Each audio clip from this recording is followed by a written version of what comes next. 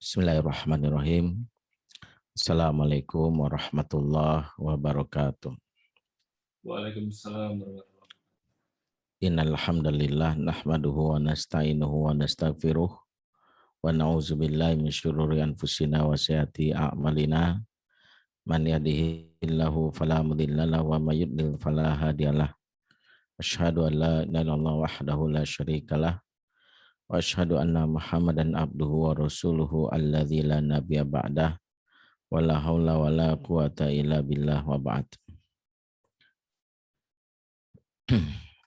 Ikhwatal iman, a'azakumullah jami'an. Bapak-bapak, ibu-ibu, teman-teman semua, jamaah yang tergabung dalam komunitas Sahabat Wijaya, dimanapun saat ini berada, alhamdulillah kesempatan siang hari ini, di akhir pekan, di siang hari yang terik, sebagian mungkin memilih untuk ya di dalam kamar, menghabiskan waktu untuk istirahat. Sebagian lagi berpikir untuk memanfaatkan waktu untuk bisa mengambil ya dari setiap waktu itu sesuatu yang bisa menjadi saksi kelak di hari kiamat lewat aktivitas yang amal soleh. Maka bersyukurlah kita yang di tengah kesibukan kita meluangkan waktu di kesempatan siang hari ini untuk belajar bersama, khususnya bagaimana peran kita sebagai orang tua. Bagaimana peran kita sebagai orang tua adalah bagian penting yang kelak akan dihisab oleh Allah Subhanahu wa taala di antara amal-amal kita yang lainnya. Karena itulah kita bersyukur bahwa kita diberi kesempatan untuk sharing diskusi kesempatan di siang hari ini. Dan kita tahu betul bahwa menjadi orang tua tidak bisa ya dengan cara yang asal-asalan. Sebab sejatinya setiap peran di dalam Islam itu membutuhkan yang namanya ilmu atau membutuhkan namanya profesionalitas. Dan profesionalitas itulah yang akan menjaga kita dari hal-hal yang merusak khususnya fitrah anak-anak kita. Maka kenapa dalam Islam ketika Rasulullah SAW memberitahu tentang kebaikan yang lahir dari awal dari anak-anak kita, Rasulullah memberitahu penyimpangan atau penyebab kerusakan fitrah kepada anak-anak. Ma min mauludin illa yuladu al fitrah, kata Rasulullah. Tidaklah bayi yang lahir kecuali lahir dalam keadaan fitrah. Artinya setiap bayi lahir dalam keadaan baik. Sudah kita sering dengar istilah ini. Fa'abawahu, ya, orang tuanya lah yang menyimpangkannya.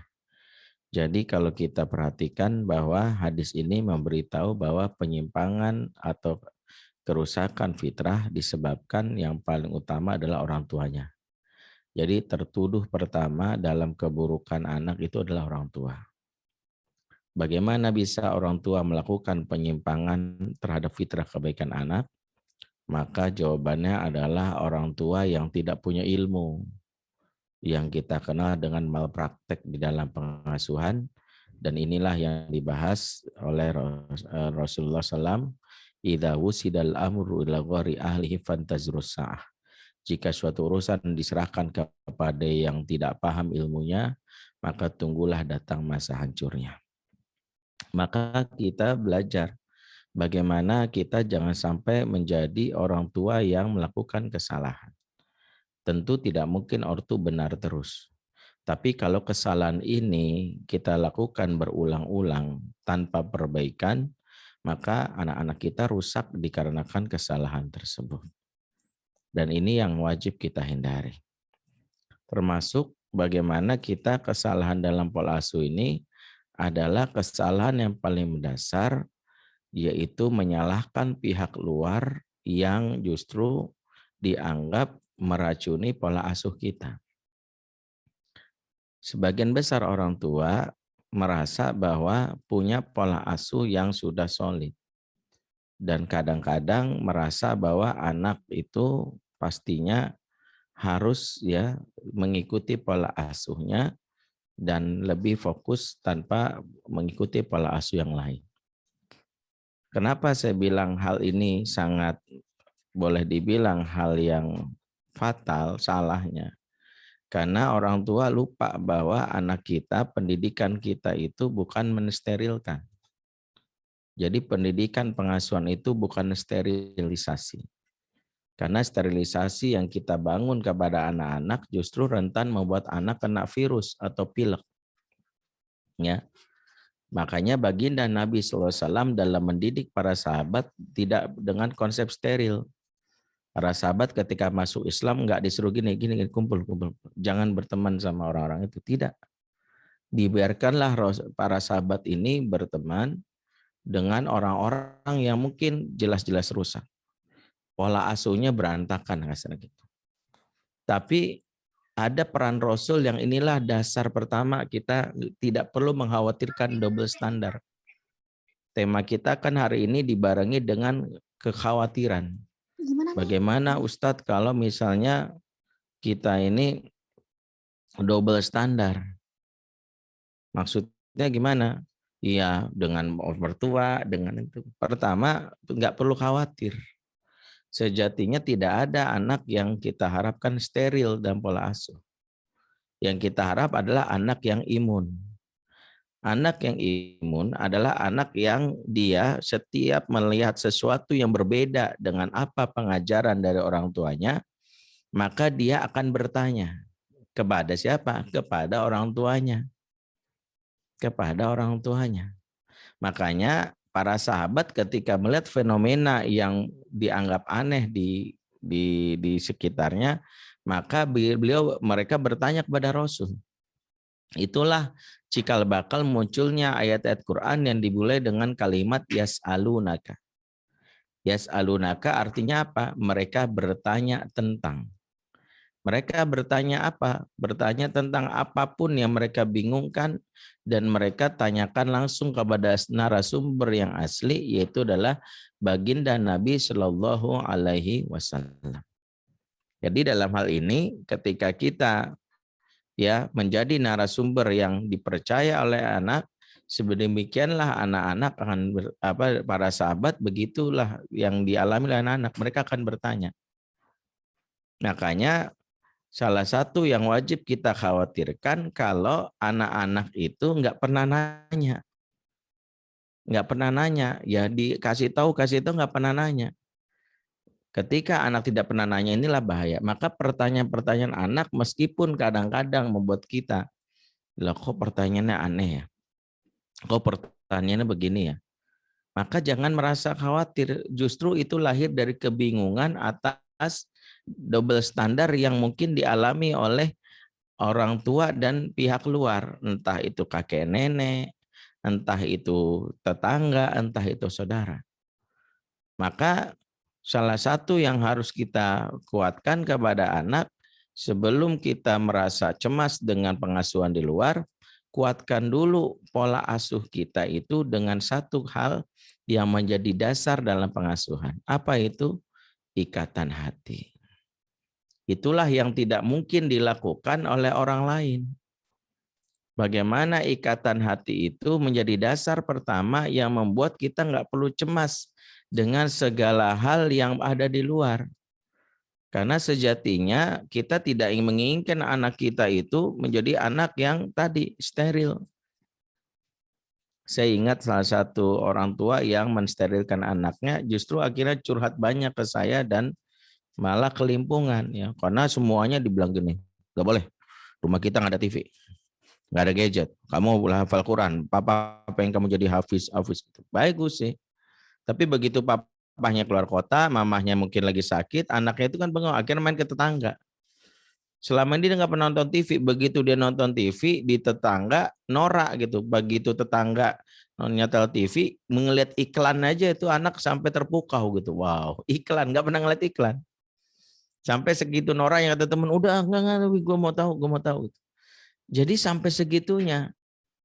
Makanya sebagian ahli bilang dampak orang-orang yang tidak dikuatkan dalam basicnya dalam pengasuhan, yang ada sterilisasi itu malah memberikan pengaruh yang buruk. Makanya jangan heran kalau kita hanya mensterilkan tanpa mengimunkan, yang muncul adalah sebagian besar anak-anak yang rentan pilek. Kalau para ahli menyebutnya sindrom happy pedal.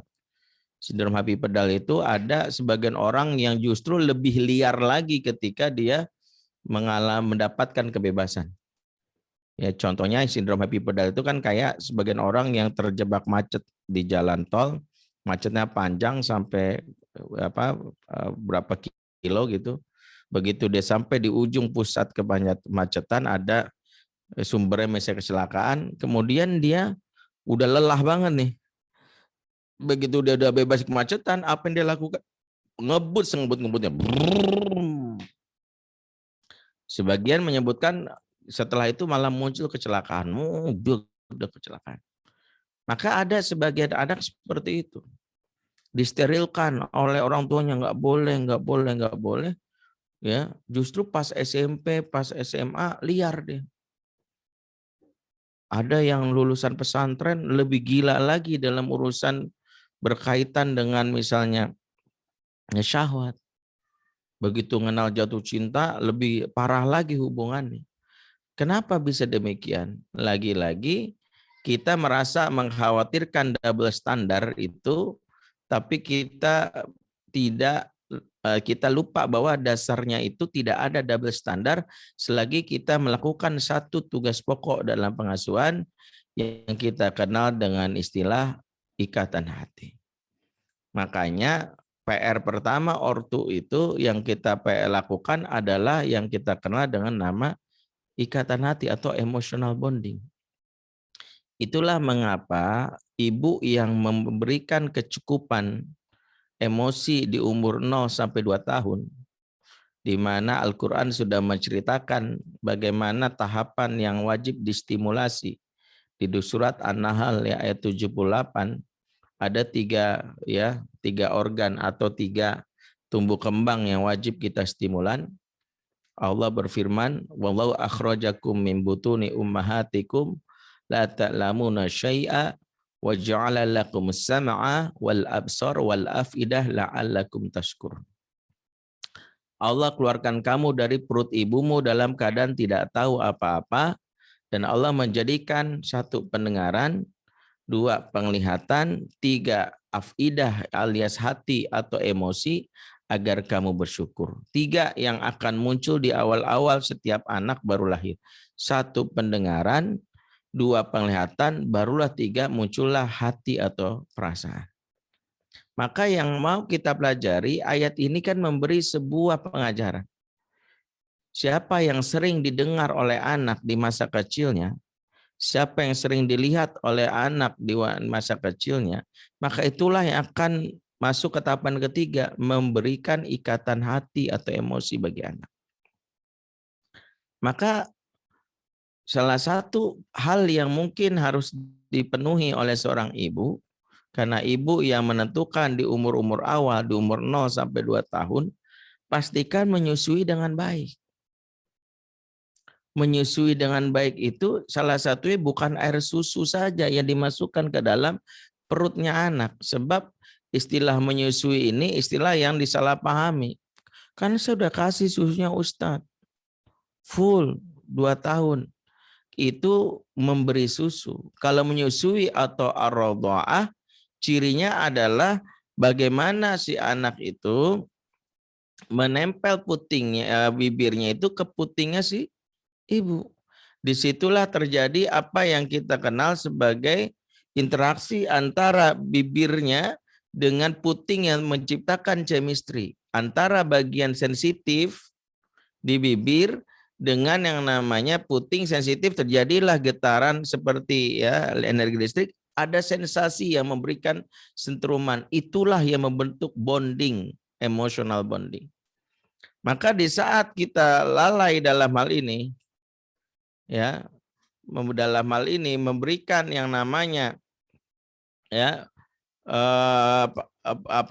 memberikan stimulan emosi kepada anak-anak kita, khususnya jarang mendengarnya, jarang melihatnya, maka kita dapati anak-anak di umur-umur berikutnya akan semakin jauh dari orang tuanya. Makanya salah satu PR yang wajib kita lakukan agar tidak terjadi double standar, yaitu adalah anak-anak yang memiliki ikatan hati. Kenapa? Anak-anak akan menjadikan ibu dan juga bapaknya sebagai rujukan pertama, atau para alim menyebutnya maroji al-ula. Jadi jangan khawatir. Ya, jangan khawatir. Misalnya ketika dia di luar, dia cerita, Bunda, masa si ini kalau habis maghrib, aku kan main ke rumahnya, bapaknya nonton TV aja tuh Bun, dan anaknya dibiarin. Kok gitu ya Bun? Gimana kita nggak ini? Terus kita akan bilang, menurut kamu yang baik mana? Ya, aku sih pengen nonton TV, tapi kan Bunda sama Ayah bilang, waktu maghrib itu waktu kita untuk baca Quran. Maka kamu lebih percaya Bunda apa percaya orang tuanya si Irfan? Ya sama Bunda lah. Itu karena apa? Karena anak-anak yang punya ikatan hati. Bunda, apa? Nenek tadi kan beliin aku, bikinin aku mie instan. Bunda bilang apa? Iya ya, kan aku bolehnya seminggu sekali. Tapi tadi nenek ngasih. Gak apa-apa ya Bun. Ya udah, tapi kalau kalian ngasih bilang aja, kata Bunda, aku bolehnya seminggu sekali. Jadi salah satu yang membuat terjadi double standar itu sederhana. Anak yang tidak terikat kepada orang tuanya. Sehingga anak-anak yang tidak terikat sama orang tuanya, maaf, dia cari yang menyenangkan.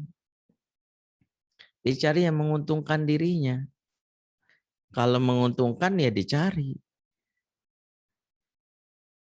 Tantangan pengasuhan zaman sekarang itu adalah tidak perlu mencemaskan virus-virus atau hal-hal yang di luar. Kecemasan di luar itu tidak seberapa genting dibandingkan kecemasan hubungan antara kita dengan anak kita. Sebab bicara tentang parenting adalah bicara tentang hubungan antara kita dengan anak. Semakin kuat dengan anak hubungan, semakin mudah kita untuk mengendalikan anak. Semakin renggang hubungan kita sama anak, semakin sulit kita untuk misalnya memberitahu atau mengikat anak atau mengajarkan anak.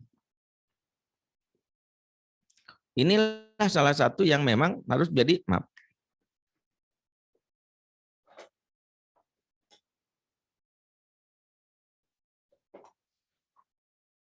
Inilah salah satu yang harus menjadi perhatian orang tua.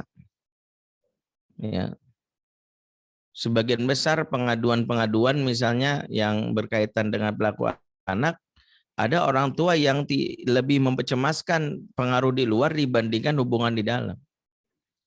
Saya ingat ketika saya sempat safar ke luar negeri dan beberapa negara, salah satunya di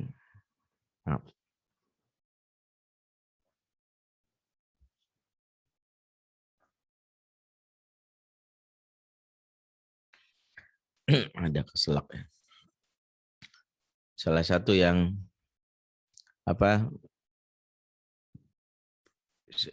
sebagian besar yang dirasakan oleh orang tua di luar negeri ya, antara budaya yang diterapkan di rumah dengan lingkungan.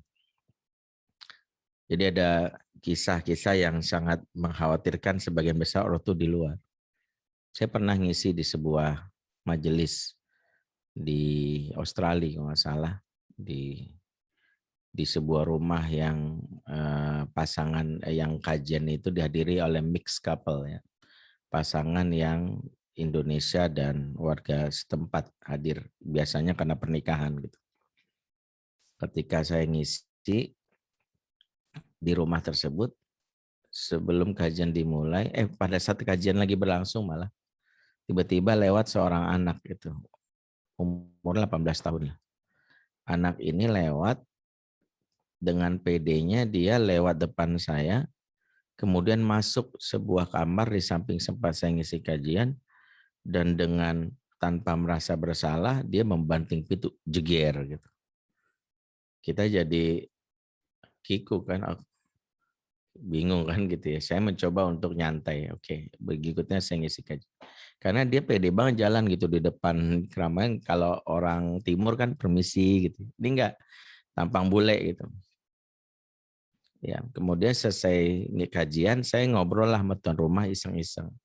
Sampai saya nanya sesuatu yang sebenarnya harusnya nggak saya tanyain, tapi akhirnya kelepasan gitu. Saya tanya, tadi anak nomor berapa Bu? Gitu. Maksud saya mau nanya anak yang tadi lewat. Saya menduga itu anaknya pemilik tuan rumah. Ya, karena walaupun bule, saya duga mungkin tuan rumah kan suaminya bule gitu. Dia langsung malu gitu. Maaf Ustadz, itu bukan anak saya. Langsung saya kaget. Loh itu siapa tadi? Agak malu, dia ngomong pelan gitu ya. Itu pacar anak saya Pak Ustadz. Oh, saya kaget. Pacar anak ibu. Iya. Tadi ngapain itu ke kamar anak saya? Ngapain? Saya juga nggak tahu Pak Ustadz, anak-anak kalau di kamar ngapain. Saya langsung kaget. Saya bilang, dan ibu biarin aja. Ya, di Australia ini susah Ustadz. Sebab ada undang-undang yang mengatakan anak di atas 18 tahun tidak boleh lagi diintervensi oleh orang tua. Jadi orang tua yang melakukan intervensi nanti kena delik pasal yang kita sendiri bisa kena teguran dari kansil sini. Oh oke. Saya mencoba untuk memahami dulu. Peristiwa itu pertama saya anggap sebagai hal yang biasa sampai triggernya itu saya pindah ke kota yang lain. Di kota yang lain lagi-lagi saya dapat kisah, kali ini bukan pengalaman hanya kisah. Saya bertemu dengan salah satu imam di sebuah masjid ya yang asal Libanon kalau nggak salah ya. Imam ini keturunan Libanon tapi udah lahir di Australia. Jadi dia nggak bisa lagi bahasa Arab ya, bahasa Inggris. Kemudian salah satu jamaah memperkenalkan saya ke dia, ya disebutkan nama saya, Ustadz Benri, he's a preacher from Indonesia, macam-macam lah ceritakan aktivitas saya di bidang parenting gitu. Tiba-tiba imam ini cerita dengan bahasa Inggris yang apa saya mencoba ya memahami sedikit lah, tapi dia cerita bahwa dia itu seorang duda yang sudah berpisah sama istrinya dari anak yang masih kecil. Dia cuma punya satu anak perempuan yang sekarang sudah ABG ya, umurnya sudah 20 tahun. Dia berdua sama anaknya. Dia cerita bahwa suatu hari dia pulang dari memimpin sholat itu, dia pulang ke apartemen rumahnya dan saat itu dia dikagetkan dengan peristiwa yang membuat dia shock itu adalah ketika dia buka apartemennya, mohon maaf ya, anaknya sedang berzina sama pacarnya di sofa di apartemen itu. Dia marah sekali, dia keturunan Arab kan, nggak terima, dia langsung respon gebugin anaknya, gebukin si pacar dalam keadaan mereka mungkin telanjang bulat, ditendangin, mendarahnya mendidih gitu ya, mereka pun meninggalkan tempat tersebut. Sang bapak itu marah itu. Dia pikir masalahnya selesai, justru masalah makin runyam. Ternyata si pacar sama si anaknya mengadu ke polisi dan si bapak dituntut di pengadilan setempat atas dasar tindakan yang tidak menyenangkan. Sehingga akhirnya pengadilan memutuskan si bapak dinyatakan bersalah. Dari imam ini dituntut untuk membayar uang yang dipakai nanti untuk pacarnya, untuk anaknya dan pacarnya untuk tinggal serumah. Sampai si imam mengatakan saya lebih baik saya di penjara. I have no daughter anymore. Sampai dia bilang saya nggak perlu lagi anak perempuan. Jadi kisah-kisah ini itu banyak di masyarakat di luar negeri gitu. Nah ada sebagian ortu ketika menangkap kisah ini mereka bukannya mengambil pelajaran untuk memahami esensinya malah blunder. Blundernya apa? Saya ingat salah satu ortu yang ngomong ke anaknya malah gini. Kamu ya, awas ya, 18 tahun mentang-mentang dilindungi undang-undang, jangan kurang ajar sama orang tua. Kamu itu ingat, kamu tetap di bawah pengasuhan atau kamu tuh muslim, kamu tuh muslimah. Tahu yang terjadi? Sang anak dalam hati malah gini, lihat aja 5 tahun lagi gue bebas. 5 tahun lagi gue akan lepas dari penjara ini. Jadi orang tua memahaminya kok bisa salah. Jadi bukannya menyadari bahwa betapa lingkungan itu bisa menarik anak-anak untuk berbeda dengan kita. Yang memberikan sebuah penyadaran, kuatkan dirimu hubungan anak-anak supaya anakmu itu semakin percaya kepada dirimu, semakin nyaman dengan dirimu. Yang ada anaknya diancam, ditakut-takutin. Apa yang terjadi? 18 tahun selesai anak-anak yes, makin liar. Jadi studi jatinya nggak usah khawatirin double standar dari luar. Khawatirkanlah anak kita itu merasa diri kita itu sebagai apa. Kalau kita adalah sebagai sosok yang menyebalkan, ayah dan bunda yang menyebalkan, ayah bunda yang rese, ayah bunda yang cuek, ayah bunda yang kasar, itu mah nggak usah double standar, anak sendiri akan cari sendiri. Mau kita bikin aturan kayak manapun, pura-pura aja depan kita. Artinya apa? Mereka soleh di depan kita doang, tapi solehnya itu bukan karena kesadaran, soleh karena takut. Dan ingat, soleh karena takut itulah salah satu benih-benih kemunafikan. Anak kita di depan kita aja kelihatan. Karena itu jangan GR kalau anak kita taat karena ketakutan. Kadang ada ortu dengan bangga, saya alhamdulillah Ustadz, anak saya itu nggak ada yang kayak anak-anak yang lain tuh. Pokoknya saya bilang, pokoknya kalau habis maghrib nggak di rumah, bapak gampar setiap itu. Hati-hati aja ya, pokoknya bapak nih, pokoknya bapak udah wanti-wanti. Maghrib di rumah, awas kok nggak di rumah. Memang bapak ini kena galak. Anaknya bener, tapi apa yang terjadi? Anak kalau soleh karena takut, serentan menjadi anak munafik. Makanya suatu hari saya dikirimin salah satu anak. Jadi saya punya salah satu ustadz yang saya kenal ya. Dan memang orangnya mungkin inilah ya. Anaknya nggak begitu suka dengan karakter yang keras gitu. Nah ustadz ini, anak ini suatu hari karena dekat sama saya, waktu itu email saya, waktu itu kan belum WA, belum ini ya, waktu email. Waktu awal-awal ada Facebook tuh. Dia bilang gini, Kak, manggil saya kakak. Ya, add FB aku yang baru ya. Saya sebelumnya udah temenan sama dia di FB. Terus dia bilang, ini FB aku yang baru ya. Dikasihlah link di email. Saya klik tuh, klik. Begitu klik, saya kaget langsung FB itu menampilkan foto profil seorang perempuan yang tanpa hijab, rambutnya warna-warni, pirang ya, kemudian pakai baju tank top dengan gaya sensual. Saya kan astagfirullahaladzim, saya mau andu untuk kembali ke ini, tapi saya melihat wajah itu familiar. Ternyata itu wajah si anak ustadz ini. Sampai saya bilang, saya sampai memastikan. Akhirnya saya SMS, ya dulu belum ada WA, saya nanya, itu yang barusan kamu kirim siapa? Kayak kamu gitu. Iya itu aku. Kaget ya, astagfirullah. Karena namanya beda ya, nama di akunnya itu beda ya. Namanya waktu itu Candy ya. Ya nggak usah nyari ya, nggak usah nyari-nyari. Ya, siapa ya, udah nggak ada akunnya gitu. Ya, bukan Dinar Candy, kan Candy. Bener namanya, wallahi itu namanya Candy itu saya nggak masih ingat. Terus dia bilang, itu aku. Saya bilang astagfirullah. Dan memang di profilnya itu, dia itu tampilin foto-foto sensual, tapi di situ sebutkan nama Candy, tinggalin di California. Emang dia posting status pakai bahasa Inggris terus. Dan saya lihat pertemanan dia di FB itu rata-rata bukan orang Indonesia. Saya bilang gini, maksud kamu apa ya? Aku pengen kakak tahu aja bahwa aku punya FB yang baru dan aku punya banyak teman dari luar.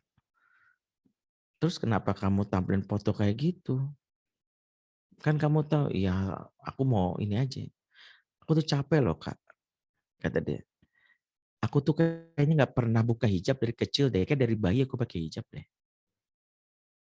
Aku tuh sampai berpikir emangnya nggak boleh ya aku menunjukkan kecantikan aku.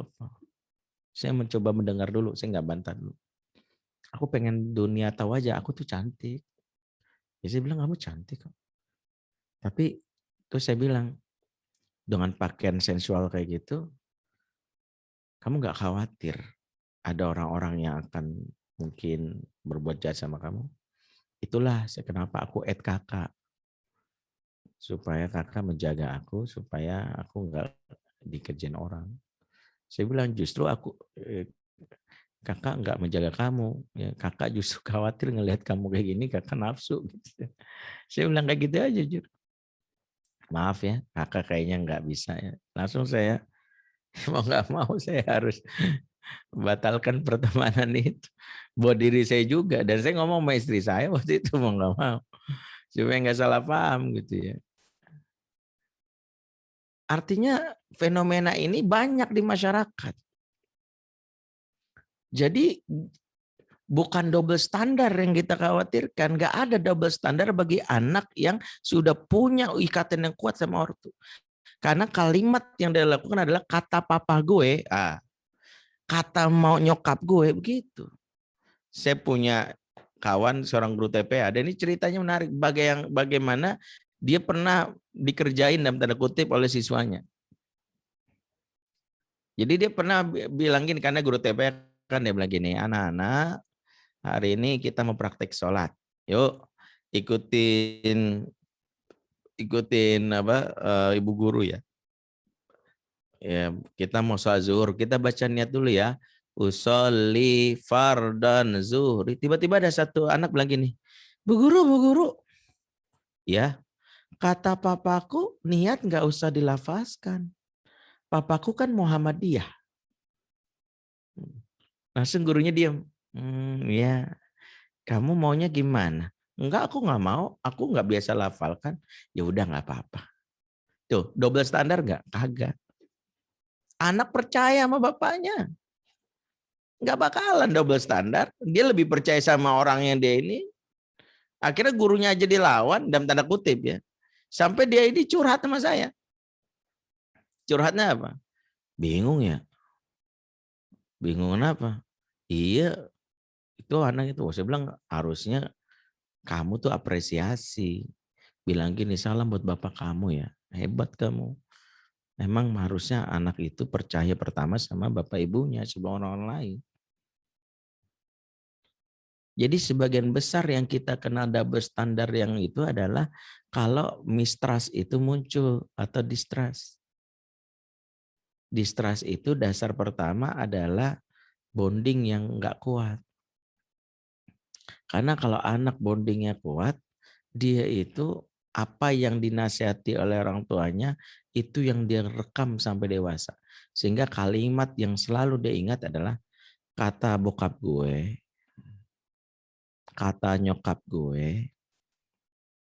Misalnya dari remaja nih, ngerokok lu sekali.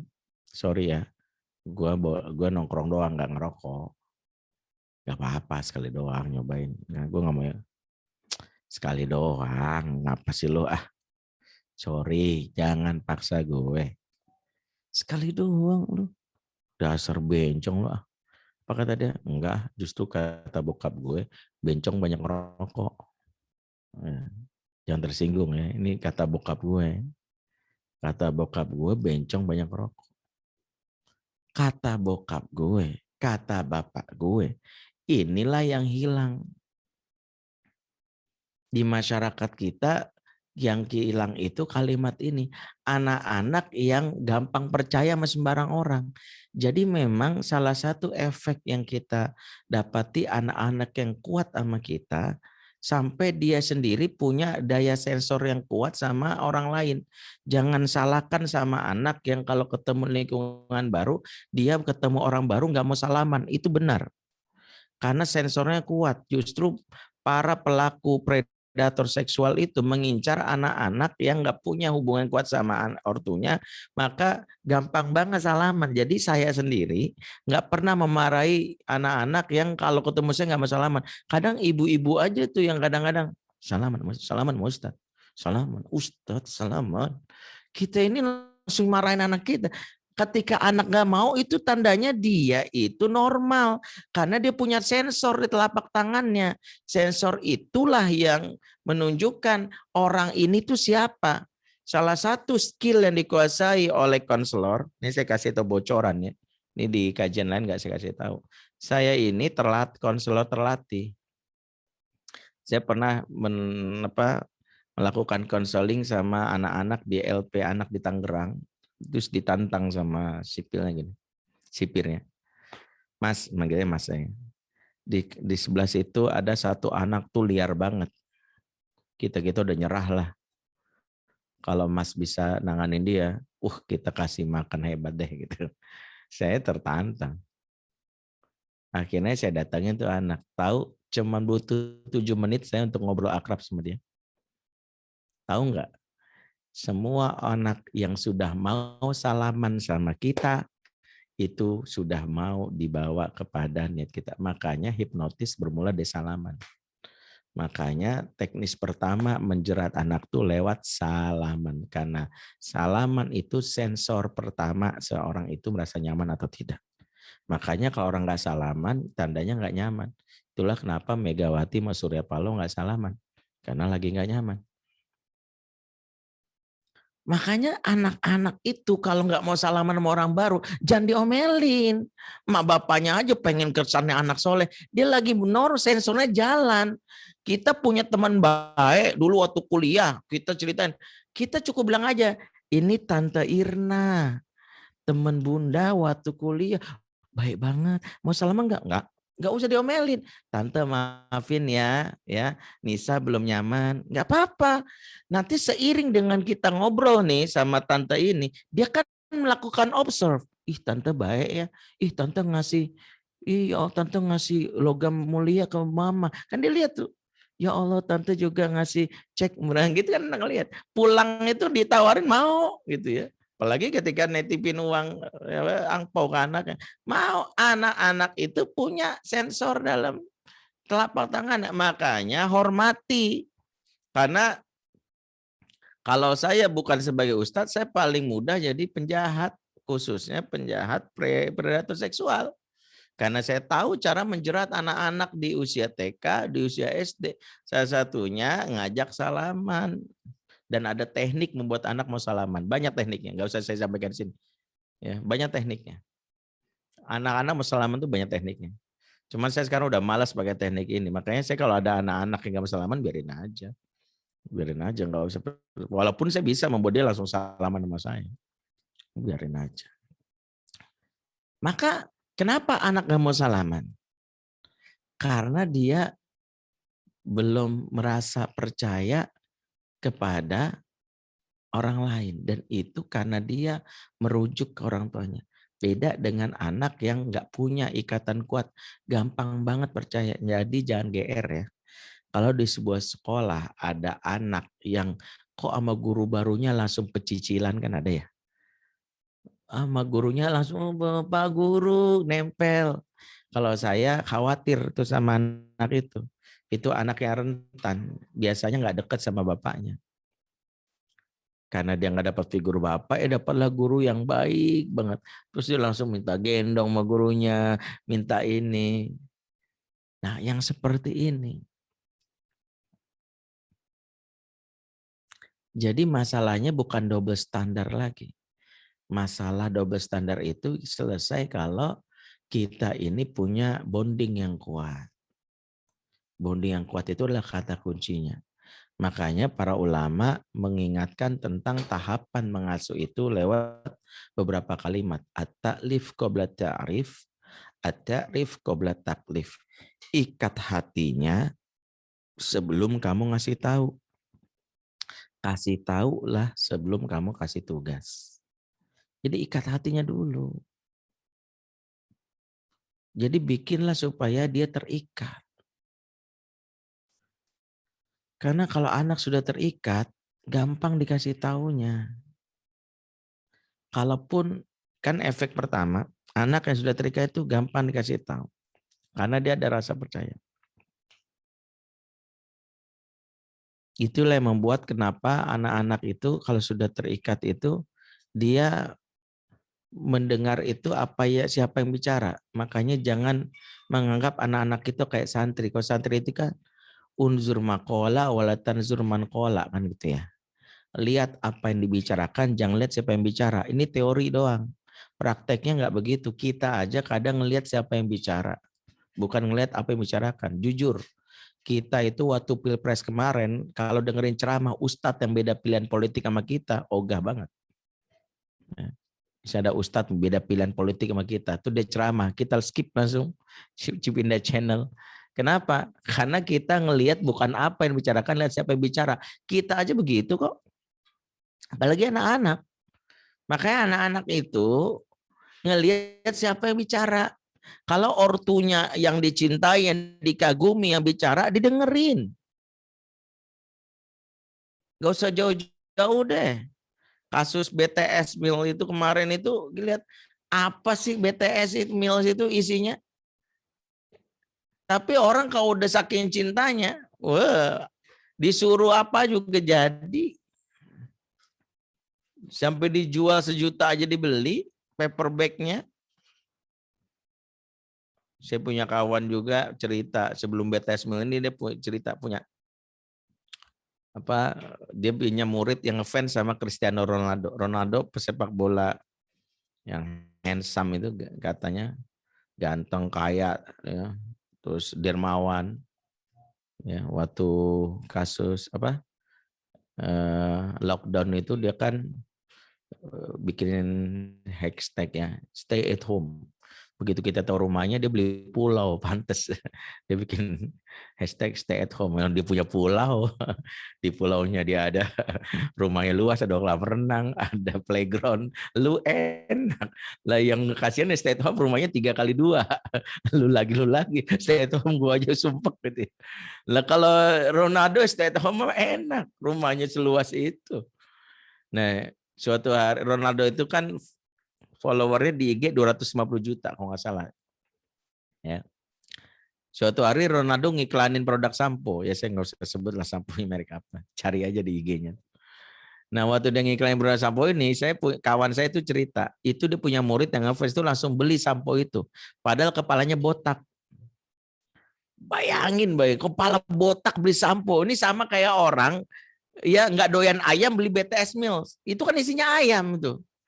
Karena bukan ayamnya dia pilih. Terus ketika ditanya, lalu kan botak kenapa beli sampo? Apa kata dia? Habis Ronaldo aja beli. Bayangin emang dia ketika diiklanin produk sampo itu dia teliti. Rambut akan begini, wangi. Nggak peduli dia. Penting Ronaldo beli. Sama seperti BTS Meal itu. Saya kebayang kalau di sisi pengasuhan, ortu itu nggak usah khawatirin double standar. Army itu, yang Army BTS itu pembelaannya mati-matian sama BTS itu. Saya barusan di WA, tadi pagi di WA sama teman saya, dia cerita fenomena, dia posting tentang histeria BTS itu di story dia di WA gitu. Ternyata jam 3 pagi dia di DM sama salah satu teman dia lama yang marah-marah gara-gara dianggap ya dia menghina para ARMY yang begitu ngefans sama BTS. Itu dan kata sampai dia bilang gini, gila ya. Gue baru tahu ya sedemikian militannya gitu ya ARMY ini. Gue baru posting gitu doang aja diserang, dan nyerang gue teman SMA gue tuh. Bayangin gitu. Orang tuh kalau udah terikat hatinya, pembelaan muncul. Bayangin. Saya kebayang kalau ortu itu seperti itu, kebayang nggak? Nah sayangnya ortu itu lupa. Lebih banyak nasihat sebelum mengikat hati. Makanya kenyang tuh nasihat. Ingat ya, kamu tuh muslim, sholat. Ya Allah, anak soleha nggak begitu. Anak soleha itu pakai jilbab. Udah berapa kali mama bilangin, itu masa anak muslim bangunnya kesiangan mulu. Kita ini lebih banyak nuntut, lebih banyak nasihat. Tapi pernah nggak yang membuat anak-anak itu ngerasa, bunda pokoknya maunya sama bunda. Aku maunya ditemenin sama bunda. Bun, bunda jangan pergi jauh-jauh dong bun, aku kangen. Pernah nggak? Ayah, ayo kemana aja sih ya, kangen. Nah, yang kayak gini, nggak ada double standar bagi anak yang ngefans sama ortunya.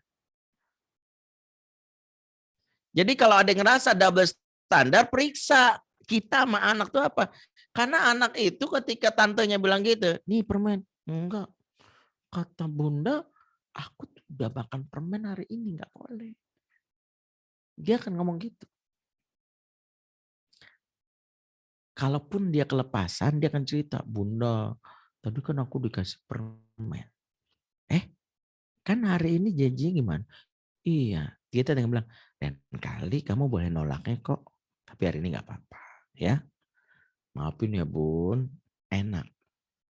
Nggak ada double standar. Jadi hal yang mungkin kita khawatirkan dengan hadirnya double standar itu sebenarnya tidak seberapa miris dibandingkan ketika anak kita tidak lagi mencintai dan merindukan kita. Ketika ortu tak lagi dirindukan, itulah petaka pertama pengasuhan. Jadi petaka pertama pengasuhan itu ketika ortu tak lagi dirindukan. Makanya ikatan hati antara anak dan ortu itulah keywordnya, kata kuncinya. Itu pula lah yang menyelamatkan Yusuf di saat dia tergoda oleh wanita yang ceritakan dalam Al-Quran, yaitu Zulaikha. Walaqad hammat bihi wa hamma biha laula ar'a burhana rabbih. Sungguh wanita itu, yaitu Zulaikha, hendak menggoda Yusuf terus-terusan. Wa hamma biha, dan Yusuf pun bergairah juga atas godaan dari Zulaikha. Laula ar'a burhana rabbih, sekiranya dia tak dapat petunjuk dari Tuhannya, maka terjadilah perbuatan yang dibenci Allah tersebut.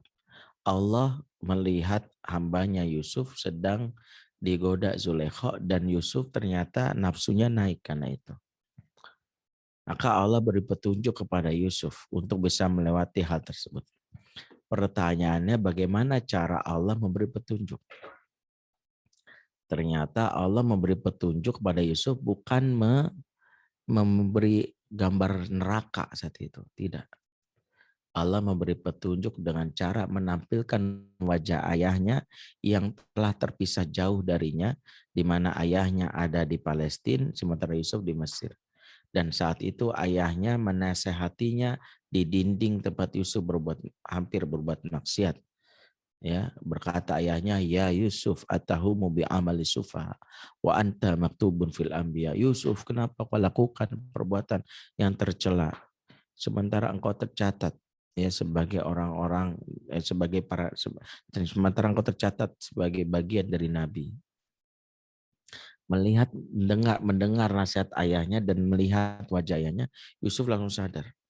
Maka ditinggalkanlah Zulaikha, dan itulah salah satu peran ayah yang kuat di hadap anaknya. Makanya para ahli mengatakan bahwa anak yang tidak dekat dengan ortunya, khususnya dengan ayahnya di masa kecil, maka anak itu rentan untuk digoda saat menghadapi dunia luar. Salah satu peran ayah adalah sebagai pagar saat anak di luar, dan peran ibu adalah magnet yang membuat anak selalu betah berada di rumah. Dua hal itulah yang harus dilakukan. Ibu sebagai magnet buat anak selalu merindukan pulang, ayah sebagai pagar di saat anak di luar, dia tidak macam-macam. Itulah mengapa salah satu yang kita harus lakukan bukan mencemaskan pola asuh kita. Yang kita cemaskan adalah seberapa dekat kita dengan anak kita. Kalau kita dekat dengan anak, pola asuh bagaimanapun akan ditiru oleh anak. Karena anak akan mencontoh dan mengikuti sesuatu yang dia cintai dan dia sukai. Itulah mengapa teladan aja nggak cukup. Saya udah jadi teladan Ustadz. Di rumah itu saya bangun pagi, saya berangkat ke masjid. Tapi kenapa ya anak saya tuh malas sholatnya? Maka teladan itu nggak cukup. Betapa banyak ortu para ustadz yang sudah jadi teladan, anaknya malah nggak pengen jadi ustadz kayak dia. Karena teladan kalau tidak dicintai nggak akan diikuti.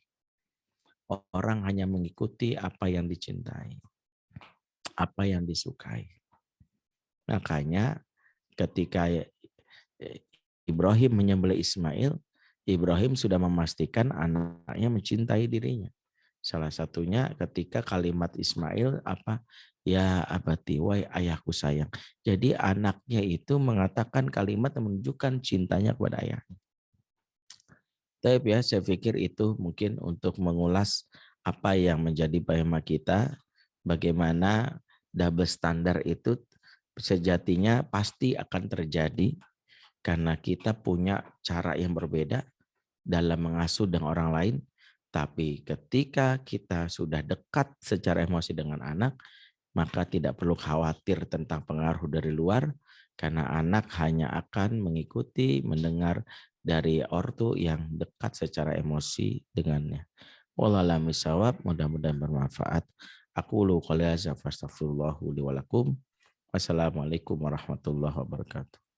Waalaikumsalam warahmatullahi wabarakatuh. Insyaallah. Jazakallah khairan Ustaz. Terlalu pendek sepertinya ya waktu yang disampaikan oleh Ustaz. Artinya dari teman-teman sahabat Wijaya ada banyak pertanyaan Ustaz. Ya, sebagian besar adalah orang tua ya. Ada satu pertanyaan yang saya bacakan ya Ustaz, mohon dibantu untuk dijawab. Silakan. Dalam membersamai dan mendidik anak laki-laki Ustaz, ada di sini disebutkan umurnya 6 tahun dan 2 tahun. Apakah diperlukan ketegasan dalam waktu tertentu atau harus selalu dengan penuh kasih sayang Ustaz dan lembut setiap waktunya supaya mereka tumbuh dalam memiliki trust pada kita sebagai orang tua? Iya.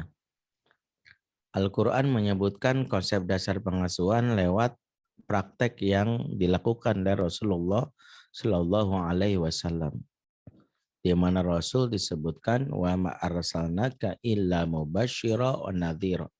Tidaklah engkau diutus Muhammad kecuali kasih kabar gembira dan peringatan. Jadi sebagai seorang nabi, Rasul itu punya 2 tugas, dan tugas kita mencontoh Rasul. Apa itu? Kabar gembira dan peringatan. Maka pengasuhan berada di 2 wilayah ini. Kabar gembira itu yang utama disebut, berarti sebelum menjadi ortu yang tegas, wajib kita memberikan hak anak untuk mendapatkan rasa nyaman dan ketenangan. Karena ketegasan yang dilakukan oleh ortu yang tidak menyenangkan malah akan jadi salah satu blunder yang buat anak merasa ortu itu menyebalkan. Maka berikan dulu kabar gembira. Itulah kenapa anak-anak dikata Ali bin Abi Thalib perlakukanlah seperti raja 0 sampai 7. Kenapa anak perlakukan seperti raja? Agar dia merasa dirinya diperhatikan, dijadikan sebagai pusat perhatian. Ya, setelah 7 barulah jadi tawanan. Saat itu kita mulai banyak aturan. Aturan yang ditegaskan pada saat itu akan membuat anak merasa nyaman karena dilakukan oleh ortu yang memuliakan dirinya.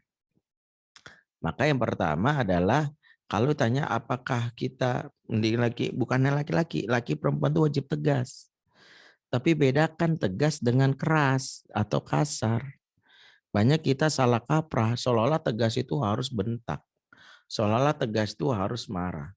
Tegaslah dalam urusan yang memang kita wajib tegas, tapi tegas itu sendiri bukan yang dipahami sebagai marah-marah atau bentak. Tegas itu adalah mengingatkan atau mengembalikan anak ke aturan tanpa basa-basi, tanpa negosiasi. Ya, misalnya apa? Allah Subhanahu wa taala ketika mengingatkan Nabiullah Adam dan istrinya dengan aturan yang jelas, yaitu fala taqrabah hadhihi sajarah. Jangan kalian dekati pohon itu. Itu aturan dari Allah. Nabiullah Adam dan istrinya berhasil digelincirkan oleh iblis. Sehingga akhirnya mereka tergelincir. Saat itulah Allah tegas, ala anhukuma antil kumasyajarah wa kullakuma inna syaitana lakuma adu mubin. Bukankah aku sudah katakan, wahai Adam, jangan dekati pohon itu. Dan setan itu musuh bagi kamu. Jadi diingatkan, jangan dekati pohon itu. Jadi tegas.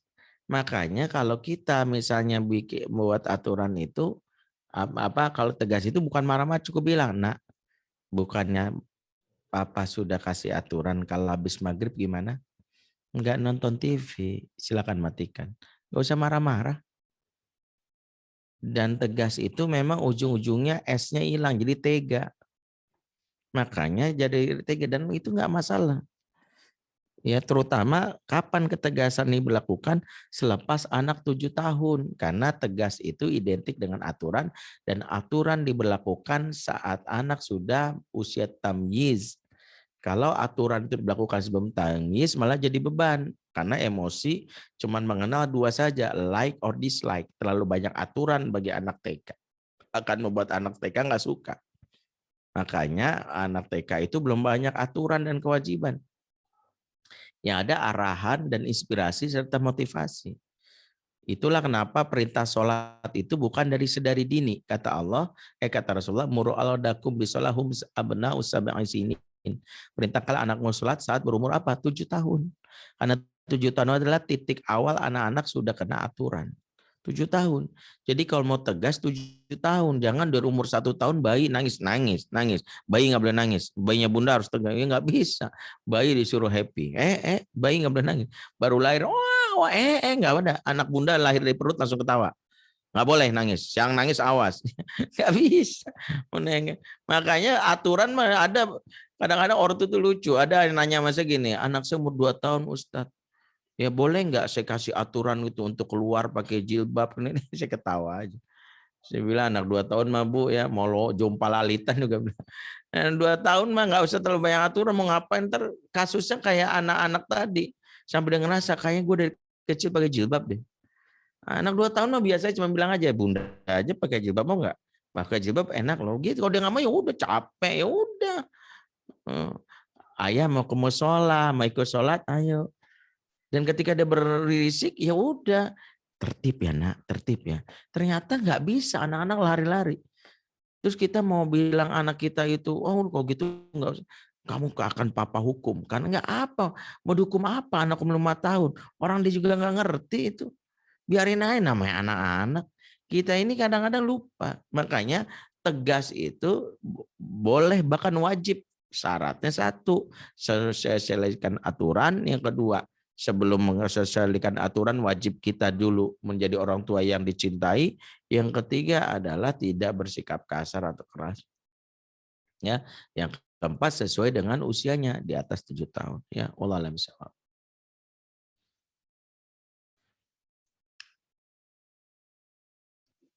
Ustadz, dalam menciptakan bonding dengan anak-anak, mana yang lebih utama Ustadz, kualitas atau kuantitas Ustadz? Atau keduanya? Bagaimana mensiasati keduanya Ustadz? Kadang-kadang kayaknya kuantitasnya banyak tapi kualitasnya kurang. Kita Iya. ingin kejar kualitas tapi ternyata kayaknya anak nggak merasa cukup gitu Ustadz. Ada masa-masa yang kita harus pahami intensitas itu penting. Ya, kuantitas itu terutama di masa bayi. Makanya bayi itu awal-awal itu kalau diserahin banyak sama pembantu, bondingan pembantu. Mau pembantunya itu mau cantik sama enggak bodo amat. Karena bagi anak bayi itu siapa yang sering didengar suaranya, siapa yang sering lihat wajahnya itu akan mengikat hatinya. Jadi enggak peduli. Bayi itu yang penting intens siapa sih sering dengar suaranya, makanya ibu kalau nyusuin itu wajib sering ngomong. Adek, oh mau nyusu ya, yuk. Ibu yang sering ngomong karena itulah hikmah kenapa wanita diberikan anugerah ngomong lebih banyak daripada laki-laki. Salah satunya adalah wanita itu ngomong itu dipakai untuk menstimulan pendengaran anak. Ibu yang sering ngomong sama bayinya di umur ini akan menciptakan anak-anak yang suara ibu itu jadi familiar sound. Silakan praktekkan. Nah, anak-anak itu kalau udah sering dengar suara ibunya, tiba-tiba ibunya pergi, kemudian dia dalam keadaan gak nyaman di pampersnya, dia nangis. Ya, semua orang turun tangan, masih nangis juga. Begitu ibunya pulang dari belanja, ngomong sebentar, adek, diem. Tahu kenapa? Suara ibu, karena intens. Jadi kalau ditanya mana lebih prioritas, ya pertama intensitas penting. Ya, intensitas penting di awal-awal. Jadi di awal-awal itu intensitas, makanya bayi yang sering melihat wajah ibunya sebagainya, dia punya pandangan yang kuat.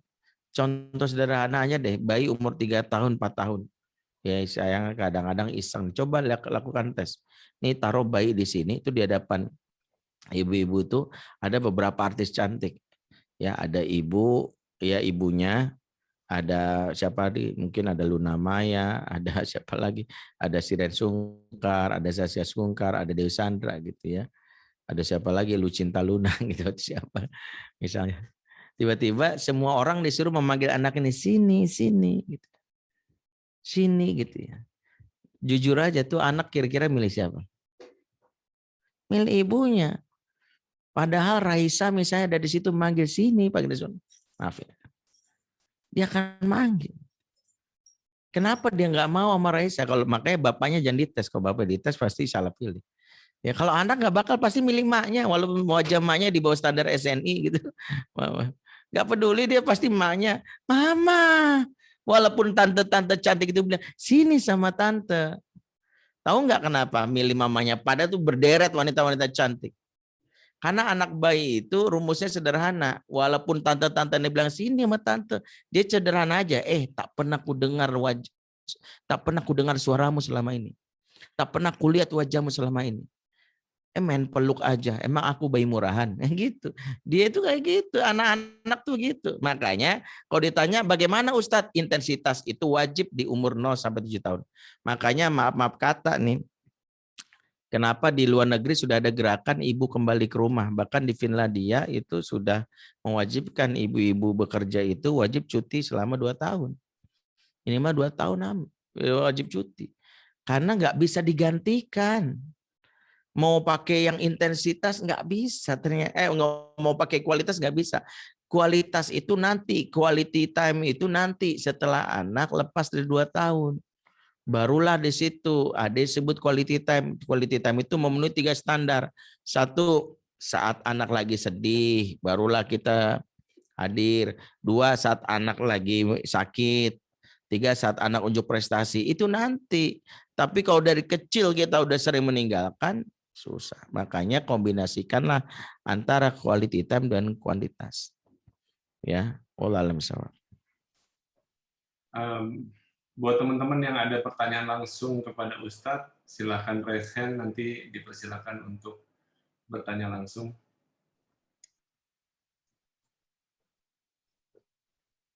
Atau tidak ada? Insya sudah paham semua ya. Masya Allah.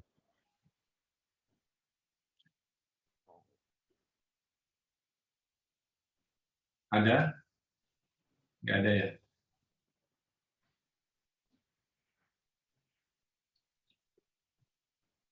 Ustadz, bagaimana dengan hukuman ya Ustadz? Kan tadi Ustadz kan menginformasikan kalau sebelum dihukum mereka sudah diinformasikan terlebih dahulu bila melakukan kesalahan, maka konsekuensi hukumannya adalah sebagai berikut gitu. Terus kita juga menyampaikan tegas itu jadinya tega gitu. Nah, bila hukuman terhadap sebuah kesalahan yang terjadi berulang-ulang, Ustaz, Iya.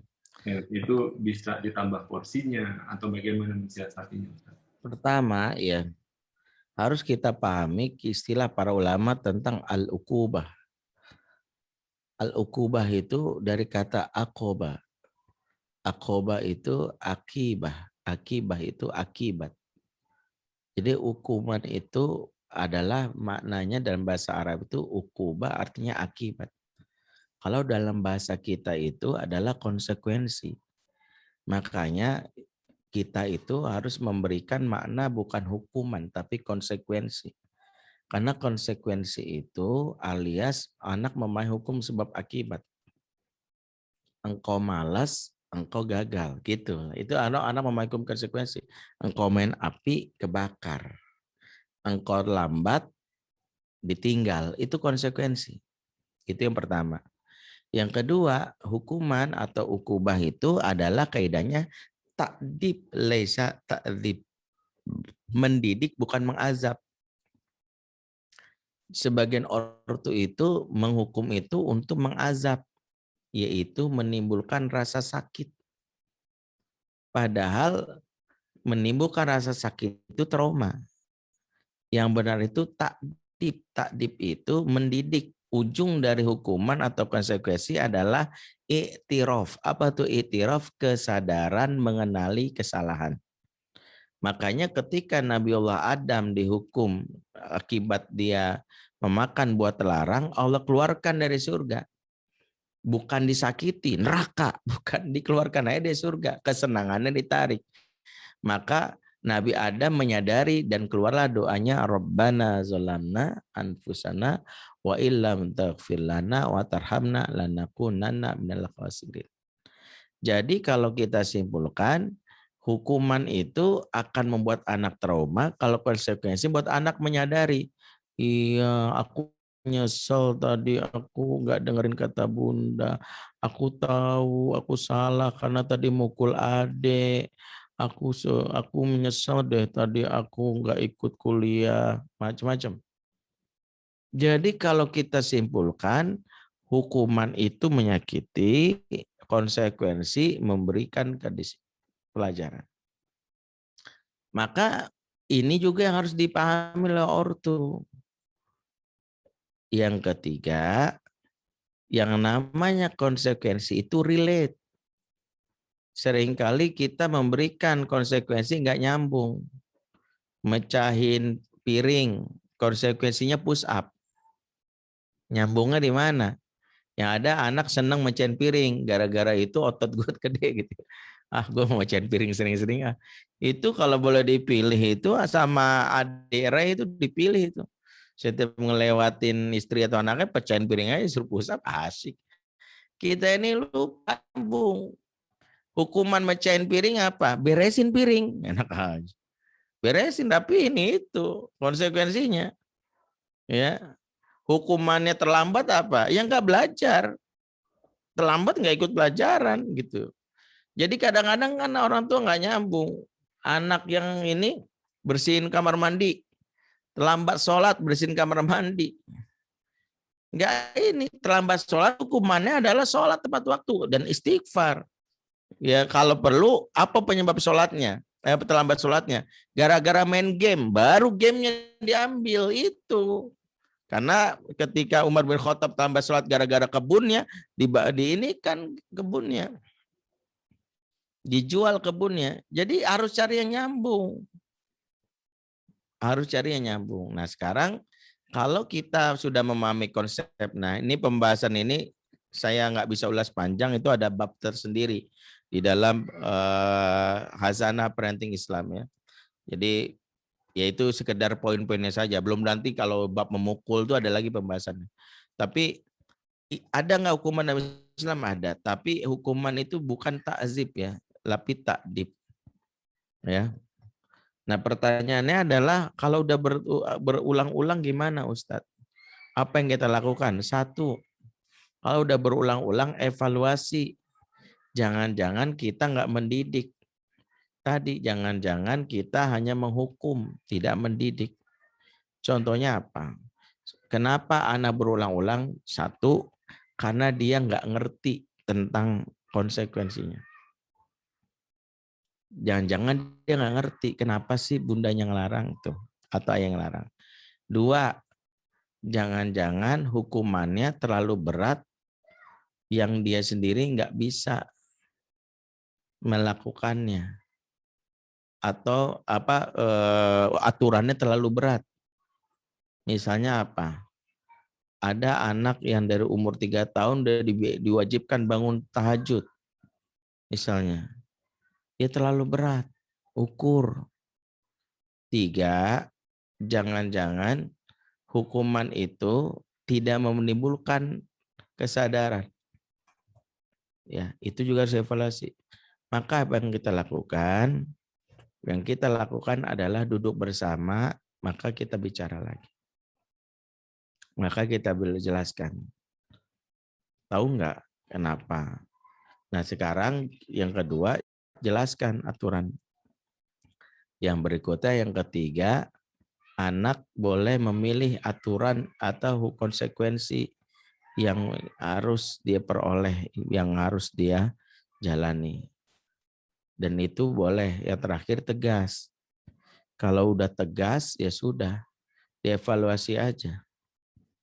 Tegas itu nanti berujung kepada tega dan jangan sekedar tega, tapi kita harus mencari esensinya setelah itu. Misalnya kita harus mencari tahu. Setelah dihukum, saya misalnya anak saya itu yang nomor 2 laki-laki, ya, saya bikin aturan nggak boleh keluar rumah setelah Isya. Ketika dibikin aturan itu, dia suatu malam keluar rumah setelah Isya. Saya cukup bilang, aturannya apa, Nak? Oke, berarti kamu tahu, ya. Besok berarti nggak main seharian, ya. Ya udah diam aja. Ada rasa tega, ada rasa nggak, ya pastinya kita nggak tegaan. Tapi akhirnya dia di rumah aja, rumah. Yang lihatnya juga kita khawatir. Tapi udah kita begitu dipanggil teman-temannya, Faris. Dia bilang, enggak ya, aku nggak keluar dulu. Pas setelah malam saya tanya, tahu kenapa Abi memberikan konsekuensi ini? Kenapa? Karena aku keluar malam nggak izin sama Abi. Terus gimana besoknya? Aku mau izin kalau mau keluar. Bagus. Sudah, sekarang kamu mau main silakan. Jadi dia memahami apa yang harus dilakukan. Wallahu a'lam bishawab.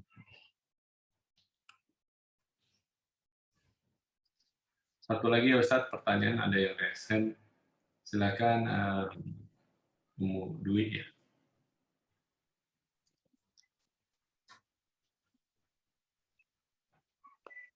Ya, Assalamualaikum warahmatullahi wabarakatuh, Ustaz. Waalaikumsalam.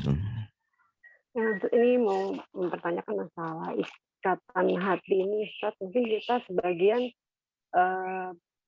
baru tahu nih mengenai ilmu parenting ini justru di saat-saat sekarang gitu ya.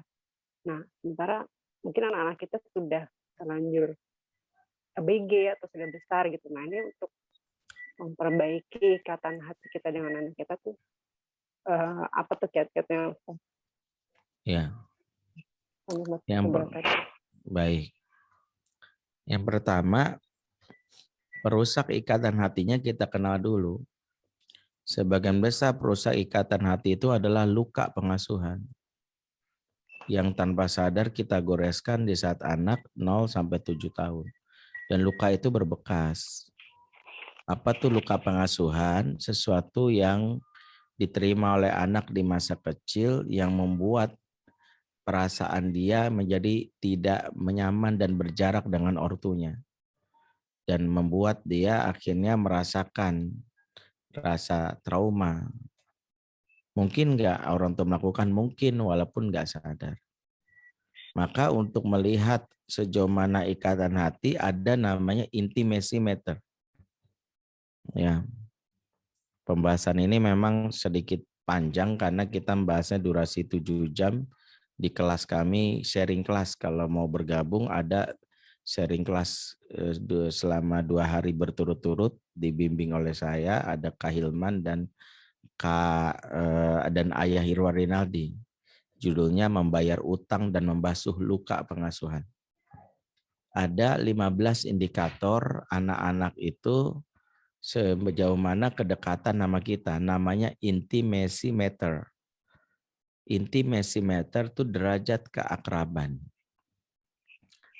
Apa saja itu? Saya nggak hafal ya. Ada ini, tapi yang harus saya hafal. 1, anak nolak naik kendaraan bersama. Kalau anak mau naik kendaraan bersama. Kalau anak nolak, ada something itu. Bunda mau ke Bandung, nemenin Bunda mau nggak? Nggak mau ah. Kalau sering kali diajak berdua nggak mau, itu biasanya karena masalah itu.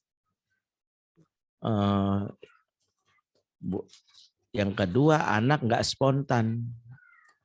Ya, yang pertama nolak kendaraan, yang kedua nggak spontan. Tanya sama gurunya, Bu, anak saya kalau di sekolah gimana? Ih, anak ibu pecicilan banget ya. Kadang lompat sana lompat sini. Kita mikir perasaan kalau di rumah tuh udah jaim banget deh. Berarti ada masalah itu. Karena efek dari kerasa nyaman itu spontan, maaf ya. Di balik anak yang suka ngupil dan ngentut di depan kita, itu ada rasa nyaman, Bu. Makanya jangan marah-marah sama suami yang suka kentut. Saking nyamannya sama istrinya itu. Termasuk suami jangan marah sama istri yang kentut depan kita, saking nyamannya itu. Makanya hubungan yang nyaman itu kadang buat kita spontan. Ya, yang ketiga, anak yang tidak nyaman sama ortunya, ikatan hatinya jauh itu, matanya nggak berani menatap lawan bicara. Kalau ngomong sama kita tuh mencari celah untuk natap ke samping atau apa, nggak berani memandang gini. Karena mata ini jendela jiwa. Yang keempat, telapak tangannya nggak nyaman disentuh lama-lama. Yang kelima, dia itu unrespect. Kadang kalau di sosial media nyebut kita dengan panggilan yang buruk. Wah, itu udah bahaya. Saya ngebilang iya, si nenek sihir tuh nyebut ibunya dengan kalimat itu. Itu kejadiannya ada. Saya banyak menemukan itu. Yang keenam, apa ya? Saya lupa. Dia banyak privasi. Selalu ngomongnya nggak apa-apa, nggak apa-apa. Ya, yang ketujuh tidak punya inisiatif bicara. Jadi kalau kita ngomong sama dia tuh kayak KPK sama koruptor lagi wawancara gitu. Jadi kita wawancara gitu, kayak ini kayak kita cuma jawab aja dia, oh iya, oke, enggak gitu. Jadi kalau dia punya inisiatif bicara, tanda nyaman, Bunda. Tadi kan di kelas aku ada cowok cakep banget, Bun. Itu tadi nyaman tuh.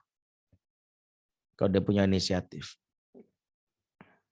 Ya banyak ya, saya lupa. Nanti kalau mau ikuti aja nih di atas sharing kelasnya. Nah, kalau udah terjadi, berarti kita tahu ya berarti ada jangan-jangan luka. Berarti kalau luka itu kita basuh. Cara membasuh luka itu apa? Kaidah pertama membasuh luka adalah memastikan dia memaafkan kita tanpa harus kita mengucap maaf. Walaupun boleh saja kita maaf. Nah, bagaimana anak memaafkan? Dan ingat, maaf beda dengan melupakan. Kan sebagian kita ini bukan maafin, tapi ngelupain. Kalau ngelupain itu, nanti suatu saat ngeledak. Kalau maaf itu membuang itu. Bagaimana cara membuang hal-hal yang tidak menyenangkan di masa kecil? Allah berfirman dalam surat Hud 114, Innal hasanat yudhibna sayiat. Sesungguhnya kebaikan yang banyak akan mengusir as-sayiat. Sayiat itu keburukan atau bahasa yang kita inginkan ini sekarang trauma. Trauma itu akan diusir dengan kebaikan. Maka kesimpulannya kalau kita menyadari itu, maka kita ortu wajib melakukan kebaikan yang untuk membayar luka, membasuh luka itu. Kebaikan itu dua, satu sering, seberapa besar lukanya. Yang kedua ekstrim. Maksudnya gimana Ustadz? Kalau sering itu sering ya, maaf ya, ibu punya tetangga baik banget ngirimin uang setiap hari. Ya, bayangin setiap hari dikirimin makanan. Hari ini bebek goreng, besok sop iga, hari ketiga tengkleng, hari keempat nasi goreng.